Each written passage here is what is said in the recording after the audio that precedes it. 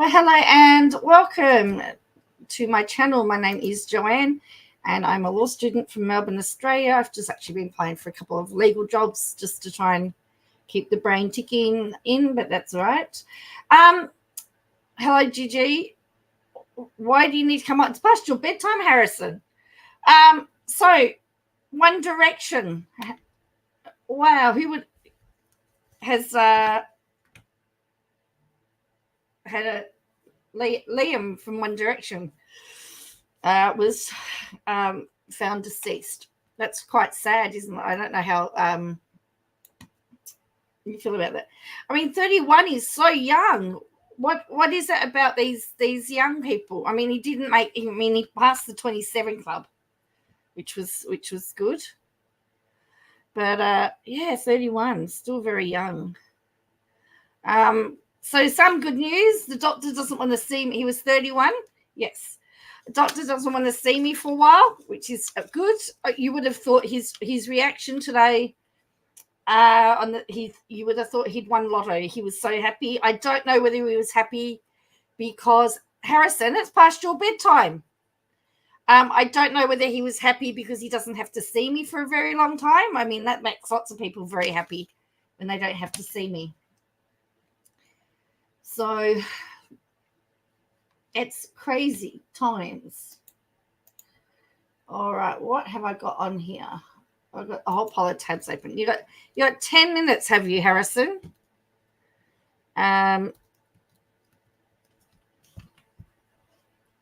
So yes. Nothing's ever just a couple of minutes, Harrison. Okay. So apparently, I mean, I'm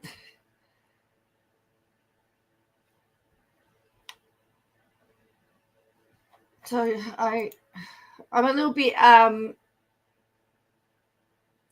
apparently Cody threatened church leaders according to KJ.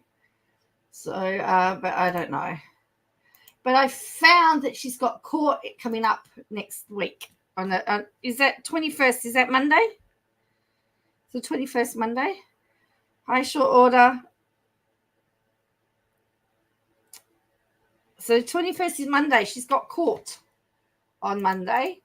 Now, this is a public document. I've got this from the Minnesota court site. She's got a remote hearing H. There's the guy that's doing it. It's a harassment hearing.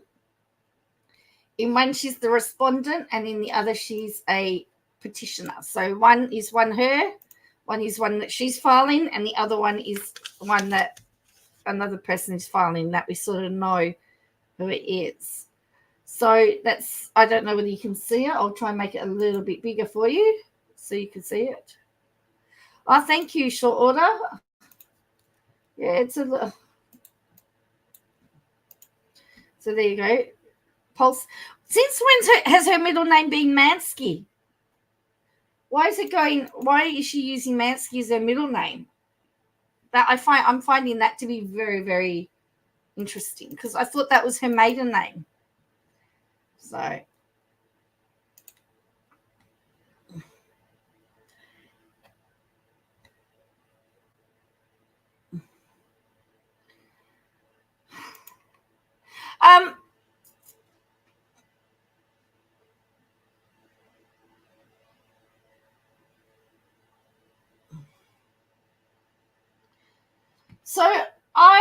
Katie Joy has accused McKeldy of being a cannibal for her placenta. But isn't a cannibal eating the skin and the organs?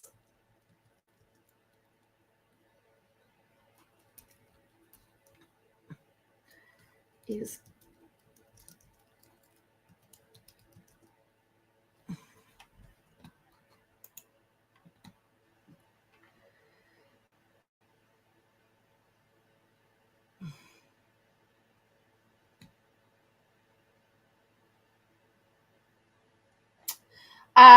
Yeah, so I don't know whether it is or not, whether it's I don't know whether it is. It's according to, I hadn't heard of it until Renella explained it. I had heard about people doing it. I mean, there are, according to the Mayo Clinic, Joe looks like, I didn't have a date tonight. I know, all dressed up and nowhere to go. So this is from the Mayo Clinic. Can be. It says it can be. No, I do know somebody that has done it. So sometimes they'll do it as a pill in a pill. But some people believe that eating placenta can prevent depression, is bleeding after delivery, promote healthy hormone balance, improve mood, energy, milk supply. It can be harmful. If you want to improve your health, just ask your healthcare professional. So again, you've got to speak to your doctor about it. Is it healthy for new mums?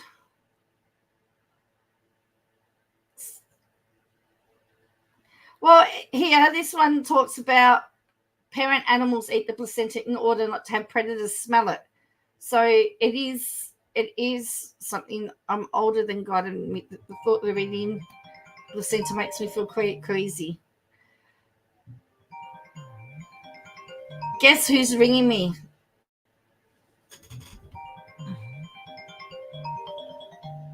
Science-based medicine. And he's leaving a message. So most mammals eat the afterbirth.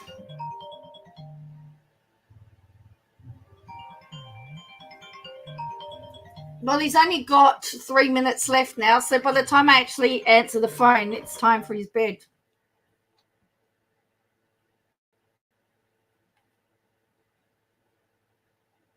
So the same placenta tissue is mainly derived from fertilized egg and carries the so technically that wouldn't eating a placenta fit the definition of cannibalism. So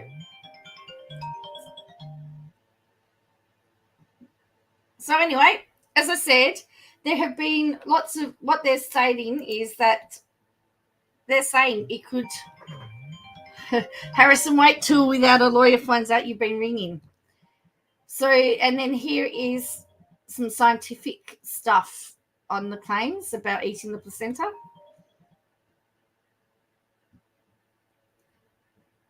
So anyway, so there's no scientific evidence to support it. I've got 4 missed calls from him now. How many missed calls do you think we'll get to? So these among the celebrities that have eaten: Hilary Duff, Kim Kardashian, January Jones, Alicia Silverstone, Mayim Bialaki, Holly Madison, Stacey Kleiber, and Gabby Hoffman have all done it. And yet she targeted McKelty.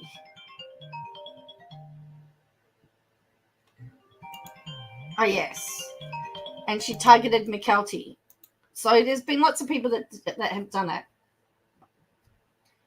That back in 2017, a doctor blasted the practice of eating the placenta. Both McKelty, Padron, and Robin Brown admitted to eating their placentas.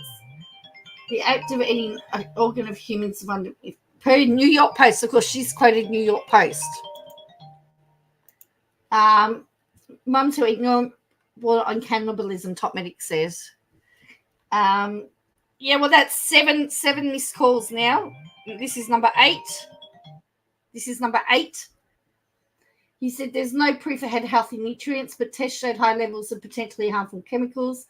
The gynecologist of Austria's Vienna University said it's a waste product. So I've had folks consuming the umbilical cord. Well, the umbilical cord has been known. They keep it, and there's some cord blood or something that can help people with certain diseases. So, wow, that's very inflammatory and shaming language, not to mention ethnocentric. I never ate mine, but I don't judge those that do.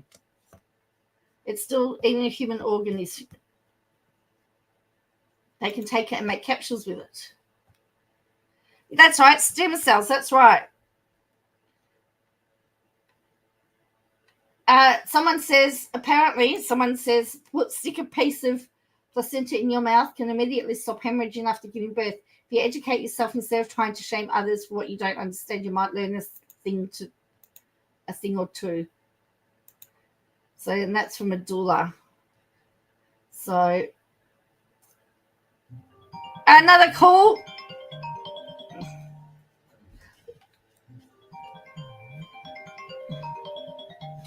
So, I'm not about to judge somebody that does it. Good luck to them. It's the last thing I would think of.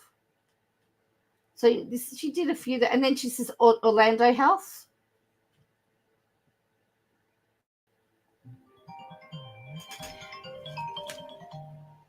Apparently, a newborn contracted Group B strep twice after the mother consumed encapsulated placentas.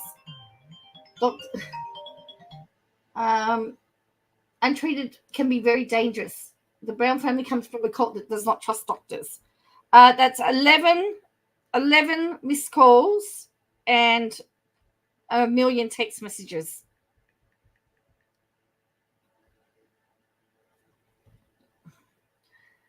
Why aren't you so I've got answer. Why aren't you answering? Answer. Why aren't you answering? Answer. Why aren't you answering?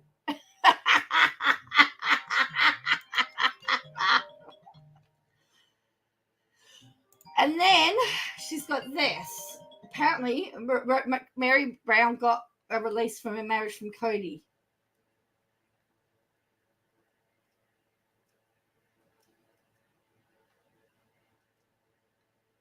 And then she's brought in someone else. Dave Watson has covered up for the legal. And then she's gone into this Dave Watson's family. So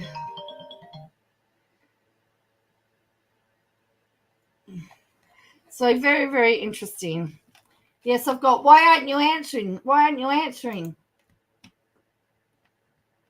Okay, so these are some of the replies.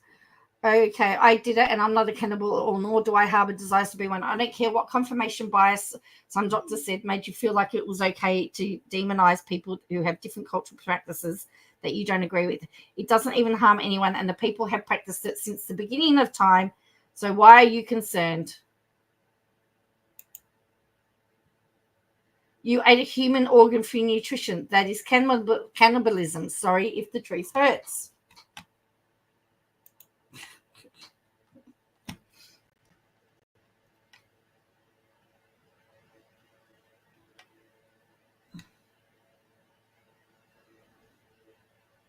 So that's again how she's talking about her followers with her people. My peeps. Oh. So, well, it's not an organ, is it? No, and that's what's got me confused. And that's I didn't realize. I'm still sharing. That's what's got me confused, because I thought it was about skin, because skin's an organ. Skin's the largest organ. And that's why I'm a bit confused about it all, because I thought it all had to do with organs. Or doesn't she realize, or has she not realized that skin's not an organ? That skin's an organ, or is she going to argue that it is an organ?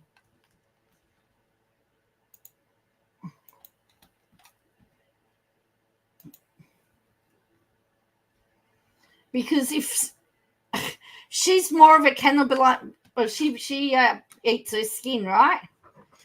So is she more of a cannibal?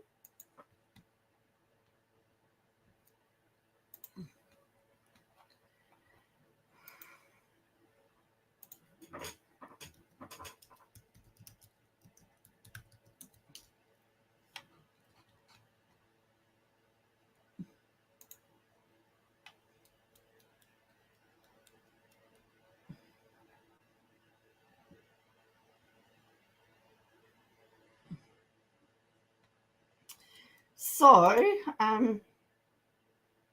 Yeah, but she can gnaw on her grimy fingers, and that's okay. That's the point. The skin's an organ.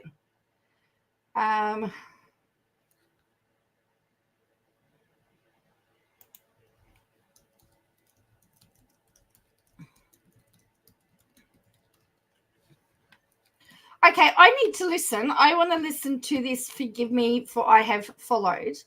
I want to listen to. They've started the Melanie Part 1. Melanie W Part 1. Melanie Wilkin. In this exclusive two-part, we speak with Melanie, a dancer and current contact featured in the documentary. Melanie and her sister Miranda, formerly the Wilkins sisters, faced a turning point. She shares her story. So interesting. So Melanie is now getting more of her fame now. So there's Aubrey, Leah, dancing for Angela. Angela is, I believe, the Angela Derrick, and she's still going by her married name. She counts in. So I'm interested in this because we know that Katie used a part of that in her post, and I want to hear the full story. I want to hear, and we're going to analyze it. So let's see, how long is this going for? So let's have a listen. It's 24 minutes, so hopefully I can get to bed at a reasonable time. But yes, Melanie Wilkin again. She obviously hasn't been in the spotlight for so long. Let's go.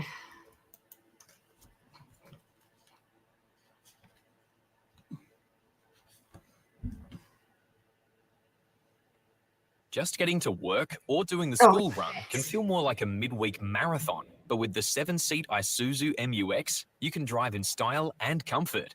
Want to hear Aussie adverts? With a maximum of 5-star ANCAP safety rating, it will get you and the family there safely. It's powerful and versatile. And with up to 3.5-ton towing capacity, the Isuzu MUX can easily take you off-road on your next adventure. Go your own way in the...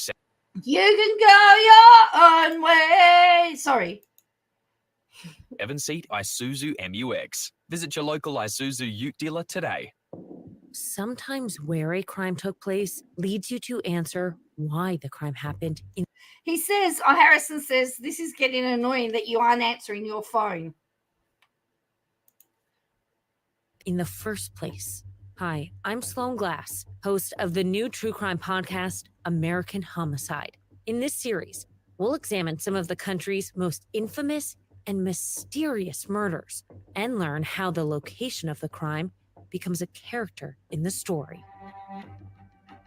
Listen to American Homicide on the iHeartRadio app, Apple Podcasts, or wherever you get your podcasts. I'm NK, and this is Basket Case. What is wrong with me? A show about the ways that mental illness is shaped by not just biology, swaps of different meds, but by culture and society. By looking closely at the conditions that cause mental distress, I find out why so many of us are struggling to feel sane, what we can do about it, and why. Ads. This is ads. Okay, so we'll see how we go. Tuesday on the iHeartRadio, Apple Podcast. I'm hoping my podcasts are coming back up too soon. Hard to visualize you with hair. Gee, we professional shoplifting. So you can make $1,000 a day shoplifting. Yeah. And I end up outside the mansion of the shoplifting queen herself. And here's my other issue. They're doing a story on Shekinah, right? California girls. And 7M. But Angela was never part of 7M or Shekinah. Sits down with Vice President Kamala Harris. So the only thing that they've got in common is that she was married to B-Dash. So to be fair, this has nothing to do with you and your listeners. Mm-hmm. They tackle the big questions: politics, policy. It has nothing to do with them, in my opinion. Mm-hmm. But I'm clear-eyed about it. Says And it's unsettling parallels of her own experience. From that. Don't miss this in-depth interview with Charlemagne the God and Vice President Kamala Harris. And at the end of the day, she's divorced. Now on the Black Effect Podcast Network, iHeartRadio app, Apple Podcasts, or wherever you get your podcasts.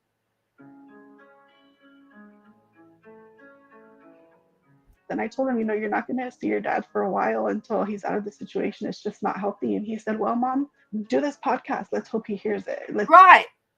So it starts off with the quote, I told him you're not going to see your dad for a while until he's out of the situation.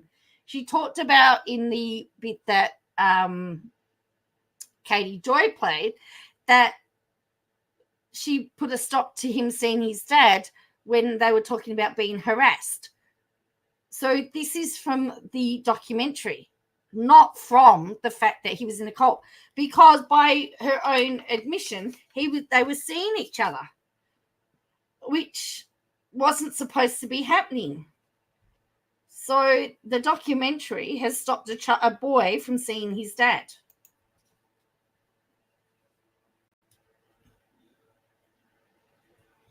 Let's get him out of it.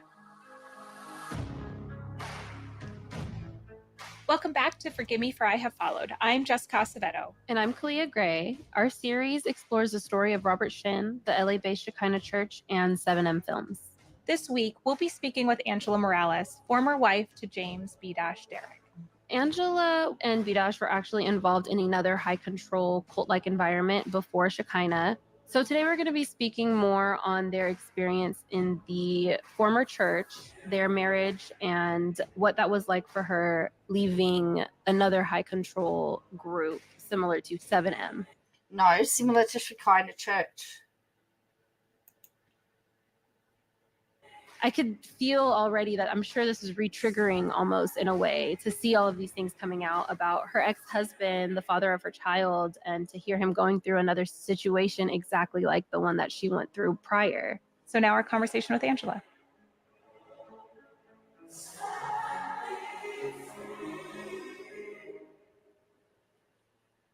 Angela, thank you so much for being a part of this podcast and sitting down and chatting with us today. We really appreciate you. Oh, thank you for having me. How are you feeling today? I'm good today. Tired from working overnight, but I'm good. Are you a nurse? Not yet. So I finished school. Once I pass the NCLEX, then I'll officially be a licensed nurse. Woo-woo! Yeah, the school was the hardest part. So as long as that's done. You did the hardest part already. You prepared. Yeah. So what prompted you to speak out on social media when all of this kind of came about? So when everything first came out, I took some time to myself at first. It was really hard to watch the video about Miranda that her family put out. It was very similar to the situation that I was in. I shared it with my family, who was also involved in the church that I was in. So we kind of dissected it together. And I don't know, I think it triggered something in me, and I just responded to something, and I guess people kind of put the pieces together and figured out who I was. And then I started talking to Katie without a crystal ball. Oh, she gets a shout out. Oh, she got a shout out. She started talking to Katie without a crystal ball. She never mentioned she got a shout out.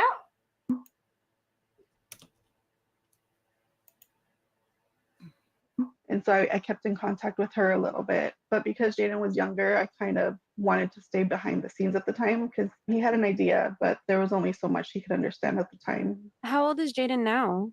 He's 13 now, teenager. He's 13? Yeah. Oh my goodness. And Jaden is your son.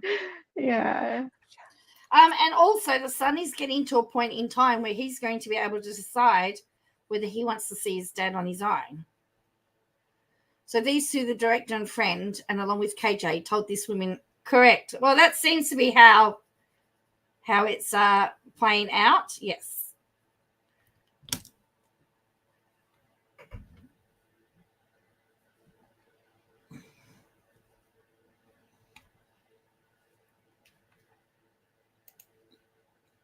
And those three people have also... So can you tell us a little bit? The documentary, we know, has now stopped the relationship between father and son. And I think that's the bigger issue. But why isn't that being stated? Because we're told that James is deadbeat, but from this interview, we found out that they were seeing each other. About your past and the experience. So why watching that Instagram live with the Wilkings triggered something for you? So I went to a church when I was about 14, 15, and I was there for almost 10 years. And it was pretty much the same thing, just a different church, different pastor. And it really affected my family in ways that we're still trying to recover from. So when I saw how it affected Miranda's family, it really touched something inside of me. Right. How did you initially meet James? I went to the church when I was really young. Mm-hmm. And the pastor had this thing where he took in all the young, mostly women, and tried to mentor them. And that's what he did with me. He wanted to mentor me. I was really shy and I was really intimidated for some reason by older men. But he told my mom that God told him he had to be my mentor. So I had to hang out with him one-on-one so many different times. I was so uncomfortable, so many inappropriate things that I look back and I'm like, hey, that wasn't right. First of all the crump dancers went there. It was full of dancers and everything. So there were other guys that were interested, but he made sure to keep everyone. Okay. And did they set up a management? Hang on. The Wilkins parents went in the church. Correct. Yes. And remember, Melanie went to one. She went to a Bible study or something and didn't like it and left. And Miranda wouldn't go with her. That's how we got to it. That's how we've got there.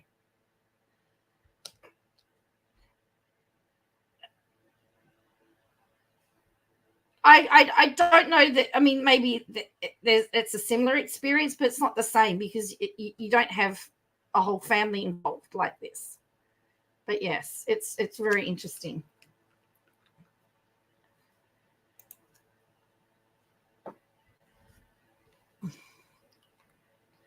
Went away. But there was one instance where we're alone and he said, would you ever date me or do you think I'm too old? And I just looked disgusted. I was like, oh, you're too old. And after that, he kind of just like, okay, pushed me on to James. When I look back, I think the guys were like competition to him in a way because all the girls liked the dancers. So he set a lot of them up. Like a lot of the dancers at the time were married. And I still think, short order, that Miranda not doing what Melanie wanted her to do was what set this in motion. I don't know. I'm not saying that it had nothing to do with it. But again, we're talking about 7M and we're talking about the church. They're separate things. And the dancing goes on. I don't know what's happening with the church. There was a group of wives with the group of crump dancers. So after I kind of said that I wasn't interested in the pastor, I was set up with James and God said that was my husband and I had to be with him or my life would be cursed. Wow. So that's how that started. What was the church called, if you don't mind me asking? So his mom and his stepdad had the church, and for them it was Hospitality Church of God in Christ. But wait on. So we're talking about his mom and stepdad had the church. So it was James's mum and stepdad. So we're talking about a whole different. So she's saying the pastor of the church was his stepdad? But through that, he ran his own little services under PhD Ministries.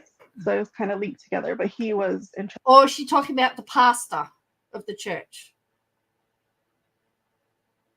I was set up with James. So she says, so his mum and stepdad had the church. Was it I'm not sure who she's talking about here. In charge of the PhD ministry. Didn't he get arrested and then he started a new church in California? He had a church and high controlled group somewhere else, was arrested, and then came here and started PhD. Mm-hmm. So he started in Oregon. It wasn't until we left the church that we found out he was a registered sex offender. And my mom had to go back and forth from Oregon to get the actual court records. And it was a really hard process. The only thing we were able to do was to get him registered in California as well. Now he's no longer registered. I don't know if there's an expiration or I don't know how that works. Whatever happened in Oregon. It was so long ago. Mm-hmm. And I remember we were in court because they were trying to sue us for defamation of character. Oh my goodness. And that came up that he was a registered sex offender. And she said, well, it was in Oregon and not here. And I just looked at her and I said, there are children in that church and so many women, and you are okay with this as a woman of God. Like, what is wrong with you? Mm-mm. So it was common knowledge to his family, and a lot of his family were there. They just never said anything. Hearing even just you recount it, how many like similarities there are, even just like saying, oh, there's like the group of wives that were with the Crumpers. Even in Shekinah, like we had the joke of, oh, we're the Crump wives, like with me and like the girls, like, and so we're like, oh, Crump wives, like we had our own intro and everything. And so it's just crazy how it just sounds like history. That's actually quite normal for there to be little groups of people with common interests that hang out together. I mean, again, this is the first time we're hearing this.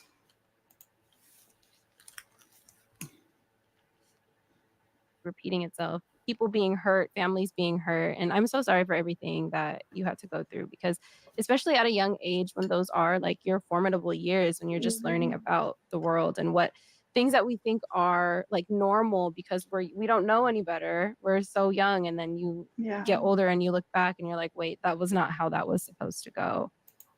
Oh, that happens in life all the time too, by the way.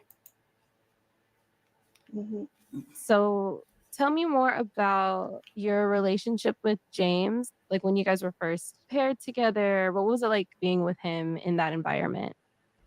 So me and James did not match at all. But because, you know, God said we had to be together, supposedly, we were really genuinely trying to go by the Bible. We studied it all the time. Yeah. So when we found out we were for each other, we kind of just dated. Like everyone else was dating at the church at the time, so it wasn't anything out of the ordinary. Right. And then I remember we did break up once, and the pastor made a big deal about it in service, saying that, you know, if we don't listen to God, we're going to be cursed forever because there's only one person in the whole world for you. And so we ended up getting back together and we got married. Everything in the church was so towards the wives. You had to learn how to be a good wife. You had. Okay. Well, I hope you can find your cat short order. To submit to your husband, you had to submit to the pastor. Everything was so focused on that. And now that I look back, it's because he was dating multiple people in the church. So that was our life. James had the last say. He listened to everything that the pastor said. Now, anybody that knows James, he's not a bad guy. It's just he will follow blindly if he thinks somebody is speaking for God. And there is no telling him different. He will go with it no matter what anyone else says. So that's how it was at the church. Yeah, that's something that Kevin has said about B-Dash too, is that he really loves God. And I think people who have ulterior motives, they'll jump on that easily because you can see how devoted he is to God, to his religion in general. But how long were you guys together? Almost 7 years. We were married for almost 3 of them. Yeah. Oh, wow. When did you guys take the relationship to the next level and you decided that you wanted to have a kid? We never even talked about it. Okay. So what are your thoughts on what you've heard so far? I mean, there's nothing red flaggy, really. I mean, other than the fact that other than the SA stuff, and I mean that a lot of that, particularly in Australia, wouldn't wash. Yeah. So you couldn't have somebody that had any type of SA offences anywhere near kids.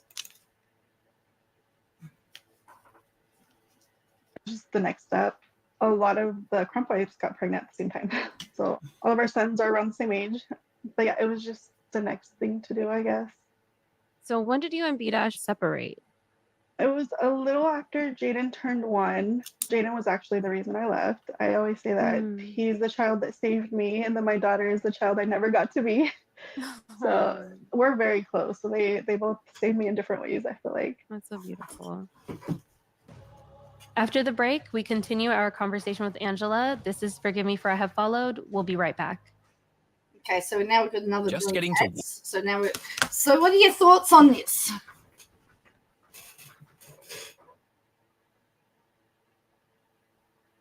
Any thoughts on this at the moment? There safely. It's powerful and versatile.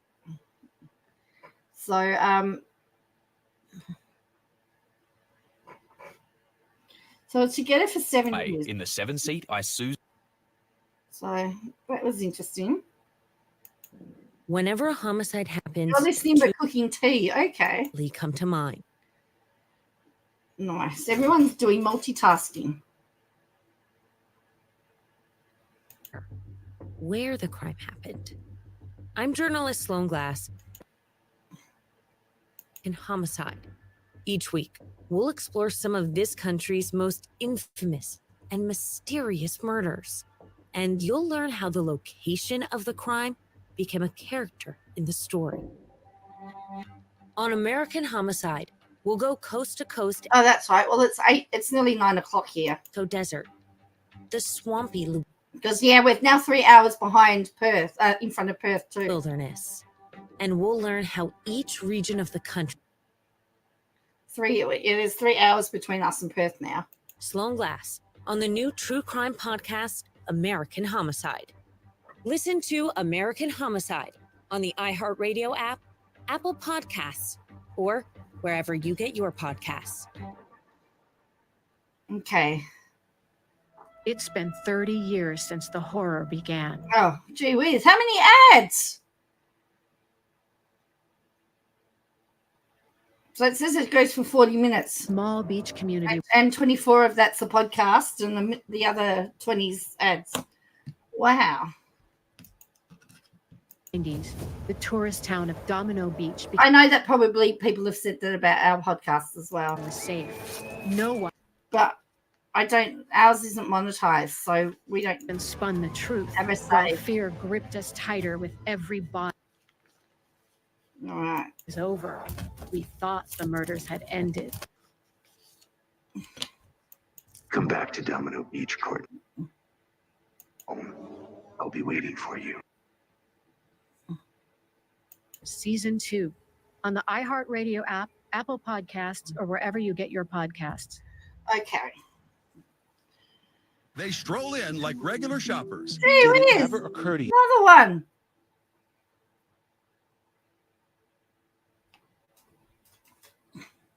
So when you have monetized podcasts, you can actually choose where you put the ad. To connect. That's why they go after the break, and that's where the ads go in. 100% human trafficking. So you can make $1,000 a day shoplifting. So yeah. Queen herself. Just wanted to see if you'd be interested. So we're only at 9 minutes and we're at 14 minutes. So. 3, orchestrating all her crimes from a. So yeah. So what's for tea tonight without a lawyer? Running from the cops. Listen to Queen of the. I ended up with 4 text messages from Harrison and 14 missed calls. Heart Radio app or wherever you get your podcasts. Gosh, if I was one of those. I would tune out. Oh no, it's annoying, isn't it? This week, Charlemagne the God said Another one. Oh, steak and chips, nice. On a miss. The things that we want and are prepared to fight for won't happen if we're not acting. Oh, this is ridiculous. Questions, politics, policy, and what's next for the country. Doesn't the Biden administration? We've had 6 minutes of ads so far in this podcast. 6. The broken immigrant. 9 minutes of podcast, 6 minutes of ads. With Charlemagne the God and Vice President Kamala Harris, only on The Breakfast Club. Catch the full interview now on the I realize the US elections on Melbourne Cup Day. Apple Podcasts or yes. Welcome back to Forgive Me for I Have Followed. Now back to our conversation with Angela. To jump back a little bit, Angela, you mentioned that you guys had separated about a year after Jaden was born. How did that happen? What was the separation like, and when did you decide to leave that church? Okay, so there was one service. Jaden was a newborn. We were still in service till 3-4 in the morning. So he started crying. I got up to take him to the restroom. It was like 1 or 2 in the morning, and I fed him. And I came back into the church, and right away the pastor, I don't even like calling him a pastor, right away he called me out in front of everybody and said that my son had a demon in him because he made me miss an important part of service. And everybody just gave me such judgmental looks and started saying I was a bad mom. And I was like, oh, do you know what happened to my mum when I was a baby? Apparently, I was making a noise in a church service, and the person that was speaking says, can someone please take that child out? They're a distraction.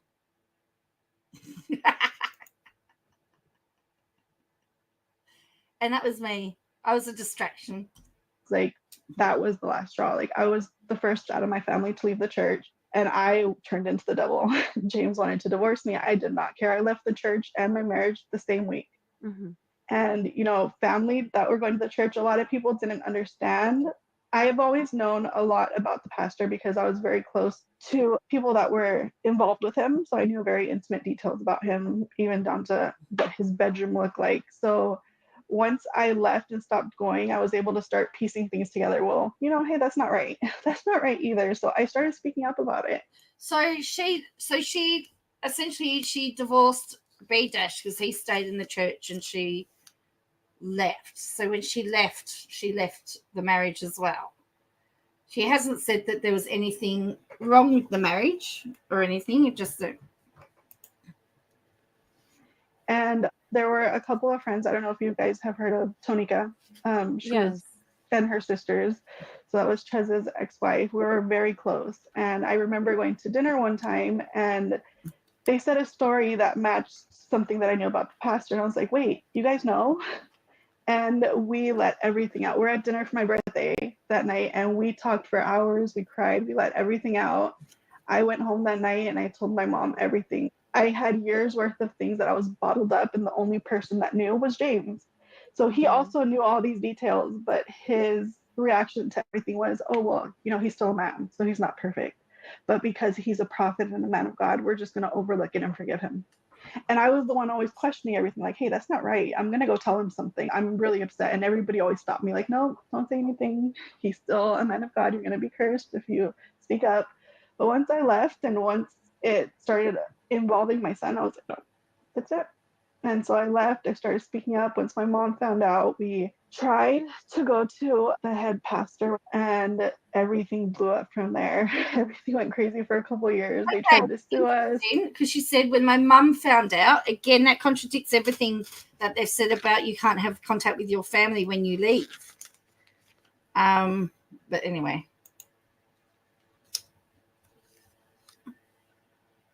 It turned into a crazy couple-year experience, going through court, trying to get people fired from their jobs. And that's when all the dancers left. Half of the church stayed and half left. The half that left were the dancers and then the Crump wives. But a couple years later, another group left and they came back and apologized. And it was just a really long, crazy ending to this experience. Angela, do you mind if I ask, just to the level that you're comfortable, what was it, the stories that were shared that you found out that like wasn't right? Like what was the light bulb moment? It was about women, just the pastor, and he was involved with so many women there. And there was a lot of questionable things he was doing, but nobody questioned. Same thing with Shekinah, not to the extent, because I don't think people were making as much money there, but he was in control of finances. He was in control of every aspect of people's lives. Like you couldn't make decisions without him. Right. He would have people write journals of all their sexual experiences and have them read it to him. And because that's them letting it go and healing from it, or God won't forgive them unless they did that. There was so many things. Oh my God. So nobody questioned them saying they were Shekinah. Not to that extent. I don't think people was making as much money there. So is that an admission that they're earning money in Shekinah? Anyway.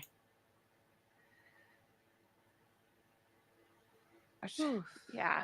You know, I think what's a little bit disappointing and disheartening is the fact that, you know, hearing you say that James did know about a lot of things. It's hard because he's obviously like going into this, like really truly believing. And then there's a little bit like, obviously, like I believe he's being manipulated, my own personal opinion, but it's not with malice. The intention feels right, but it feels just so naive that like he would have experienced this with you, knows that there's something that was wrong and said, oh, well, we have to forgive him because he's a man. Then it gets revealed and he's a part of this community and this conversation of a public apology, to then go right back into a situation like that.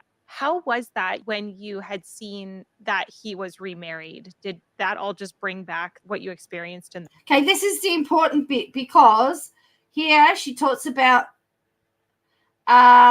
the fact that they got a relationship reestablished, and then that she won't let them have a relationship because of the threats that Miranda and James were getting in the church.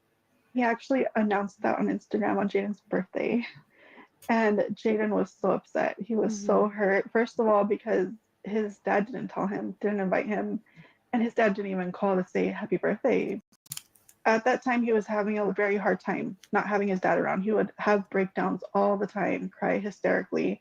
And when he saw that, he just broke down. He was so upset. But I didn't know about the church yet. I didn't know about the situation. So I was just upset of him. Hi, Gracie Lee. How are you? Being a bad father. And I used to make excuses for James all the time. Like, everybody has to go through their own healing process from what we went through. And I gave him passes and excuses like, okay, he needs to heal, that I'll give him a pass for not being a good dad. But once it got years later, I'm like, you don't get a pass anymore. My son is hurting. And I said, you know what? You're going to call your dad. He's like, no, Mom, I don't want him to hear me crying. I said, no, it's time. You're going to call him and let him hear how hurt you are so maybe he can change. And he called his dad and he was crying hysterically. And I heard people in the background. I don't know who was there, but James made light of the situation, basically saying it wasn't a big deal, that Jaden shouldn't feel that way. And I lost it. I took the phone away and I went off on James and I said, you're not going to make my son feel that way. If you want to go biblical, my dad's a pastor. I was in the same church. I can throw scriptures at you. You're wrong. Like, I don't care how you want to spin this. If you want to go by the godly way, the biblical way, you're wrong and you're hurting my son. And if we have to cut you out completely, that's what we're going to do. But you're not going to continue hurting him. And James just kind of like laughed at it. And I hung up the phone after that. And I think James didn't try becoming more involved with Jaden until all this came out. He's just a bad dad, unfortunately. I always say he's a good guy, so it's really unfortunate, but it's just the reality. I think James didn't try to become more involved until this all came out. So then we're going to get another lot of ads. So I've just posted the link for this podcast here. I'm so sorry. When we return, the conclusion of our conversation with Angela. This is Forgive Me for I Have Followed. Just getting to work or doing the school run. Okay, so now we're going to talk about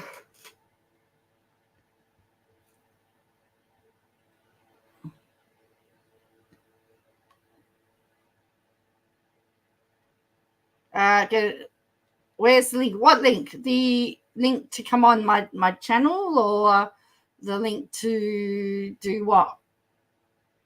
I put the link for the podcast. Whenever a homicide happened. What link are you talking about, Mike? Why? And sometimes the answer to those questions can be found in the way. Really? Thank you. Each week, we'll I'll take that as a compliment, Mike. Learn how the location of the crime on American Homicide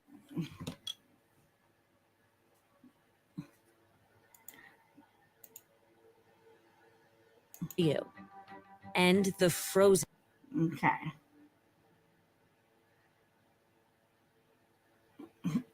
You're not Harrison in disguise, are you, Mike? Me, Sloan Glass, on the new true crime podcast, American Homicide. Pass, or wherever you get your. It's been 30 years since the horror. And it's the same ads, too. Not even different ads. Since our small beach. So. We're not done after all.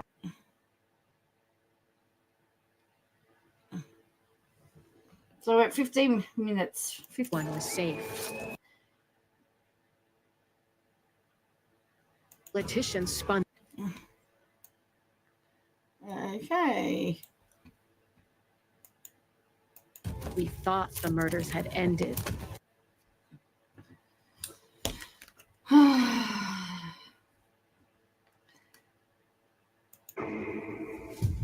Listen casts or wherever you get. They stroll in like regular shoppers. This is the shoplifting ones. Ads. Oh, my camera's gone off, has it? What's happened to my camera?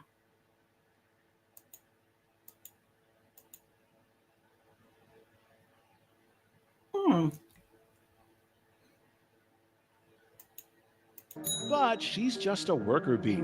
I actually confront the real shoplifting queen.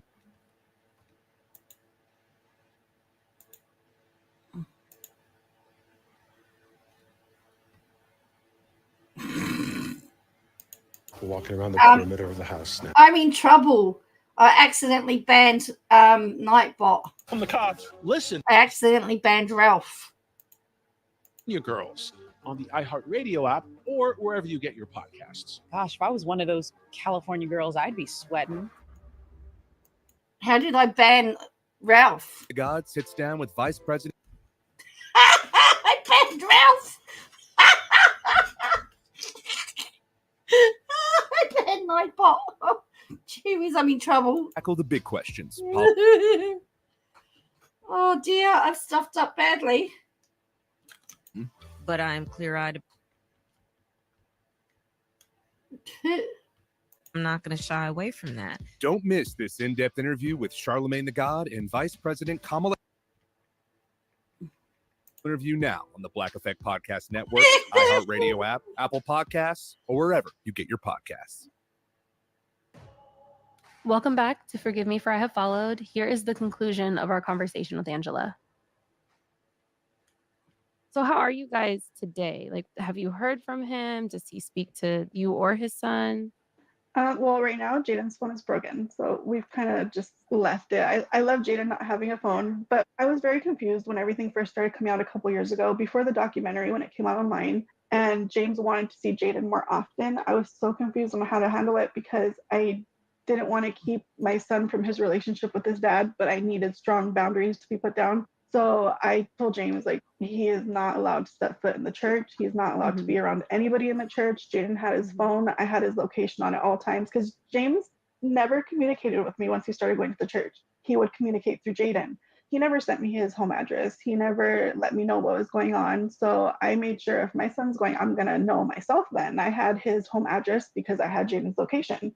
I knew where they were going while they were together, whether they were at the church or the movies, because I had Jaden's location. But everything was communicated through Jaden. So at the time, I still let them have a relationship. So they were having a relationship. Okay. Sounds like she was stalkerish in some ways. Well, that's my question. Was he not allowed to see Miranda?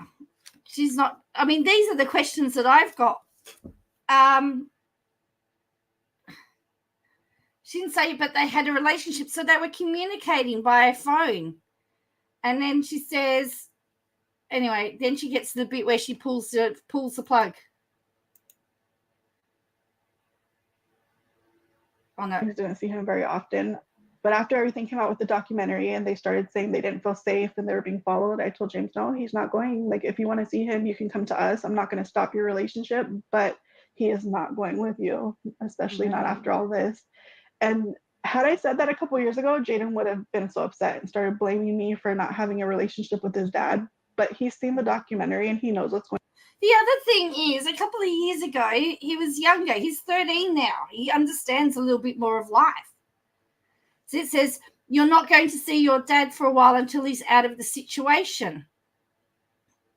So it's a documentary that actually did the relationship.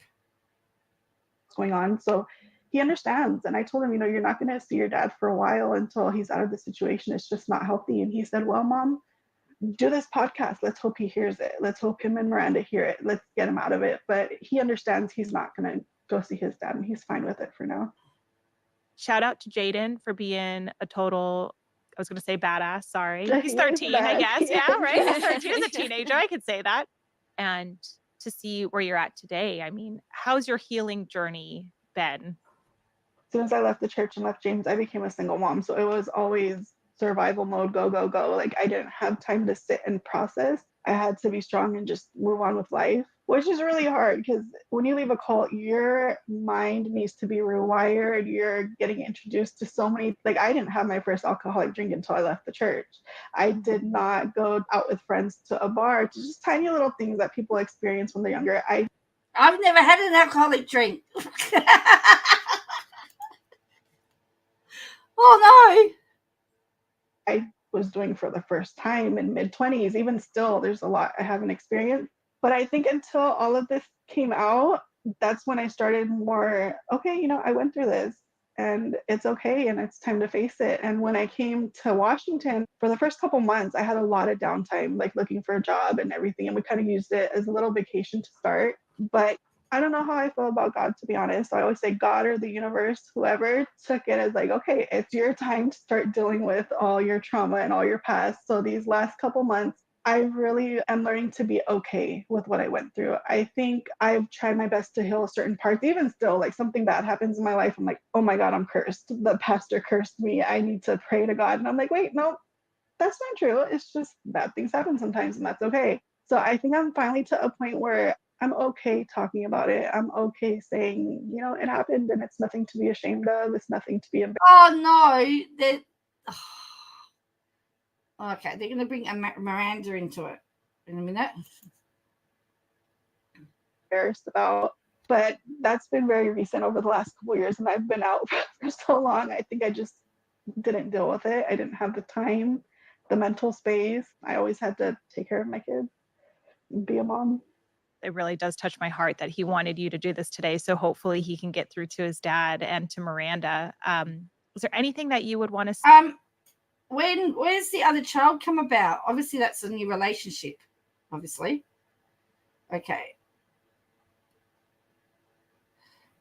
James can leave and have a relationship with the son. Again, is that like blackmail? I guess. If they are listening? Mostly to Miranda. I want her to remember the people that love her. Like, it's so easy to forget when you're in there and you're told, you know, if they're not part of the church or they don't believe, they're not your family, they don't exist anymore. And I really hope she remembers that everything that was done was out of love. And I know when she leaves, she will see that. I didn't see that until after I left, but I hope that's something that can be remembered. And I hope James can leave and have a relationship with his son before it's too late, before Jaden's not willing to have one with him anymore. Jaden's an amazing kid. He's so amazing. And he's so much like his dad. He's his twin. Sometimes he says things and I'm like, oh my God, that's James. Like, he's so much like his dad and they don't really have a relationship. And, you know, it started when Jaden was 3. All he wanted was the dad. Mom, can you find someone to be my dad? Mom, you know, please, I really want a dad. And James can fill that void that Jaden has. Like, James is the only one that can do it. He's the only one. And I wish I could say my love is enough. There was one time I told Jaden, you know what? I'll be your dad. What do you want a dad for? And he said, well, I want to know how to work on cars. And I said, well, I'm going to learn. I'll go on YouTube. He goes, well, I want to play basketball. I said, I'm going to go start practicing. And I said, you want to call me dad? Call me dad. And we both just started laughing. But I know it's something that I can't feel, no matter how hard I try. So, there you go. Only James can do it. I know if they had a relationship, they would be so close. They're so much alike. So I really do hope for Jaden's sake. He loves Miranda too. I hope for Jaden's sake, they both leave. They both see that there's a child that's looking up to them that really just wants to be part of their lives. So, I mean, we do have hopes that they leave and, you know, one day it can happen and I believe it will. Hopefully sooner than later. Us too, Angela. You are really strong. Let your son know he is an amazing kid. I can tell. Yeah. I know he means the world to you and he deserves to have that in his life. Yeah. Ooh. Okay. I'm sorry. Do you have any advice to someone who's experiencing a situation, either both being in a situation like this and getting out, and then also being on the outside for family members that are looking at their loved ones that are still in? It's really hard. If someone's so rooted in a cult, there's not much you can say. But if there are people that are having thoughts like, hey, questioning things, it's not okay for someone to tell you what you can do at all times, how to spend your money, control every aspect of your life. It's not normal, whether they're godly or not. And I don't believe God would want anyone to let go of their family. Like, that's the first red flag. So if people are in there and they're questioning, don't stop questioning. Don't be afraid to leave. And don't be afraid to leave on your own. It's very scary, but it's the best thing you can do for yourself and your future. And for the family members on the outside, don't stop reaching out. Don't stop showing love. Don't keep quiet. Like, all that stuff matters. So she said, it was interesting what she said. She said, it's hard. There's not much you can say. My advice would be just to be there, to let them know that you're there, checking on them to see how they are, and then leave it at that. Don't keep bringing up, you have to leave, because the more that you nag someone, the more determined they are to stay. We know that that's a psychological thing.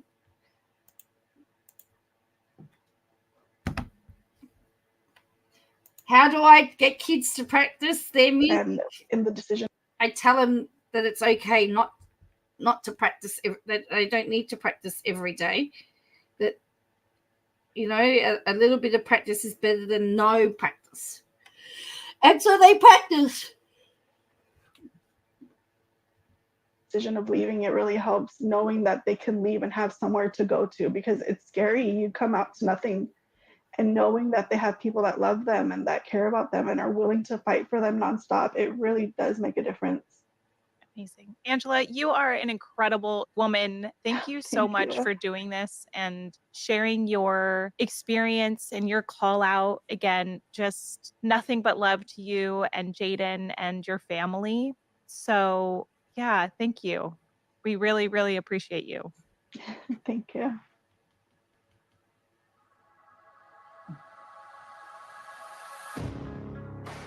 We want to thank Angela for today's conversation, and we want to thank Jaden for his encouragement. We appreciate her insight and transparency, and we wish her all the best on her. Okay, we don't need to listen. So, yeah, so what did you, I'm interested, particularly those in the replay crew, what did you think about that? It is my opinion that it seems that, again, the documentary has caused more harm than good in the relationships with the people. Because it's evident that it would seem, I've disappeared. It would seem that the people were very, very worried that they've been worried for the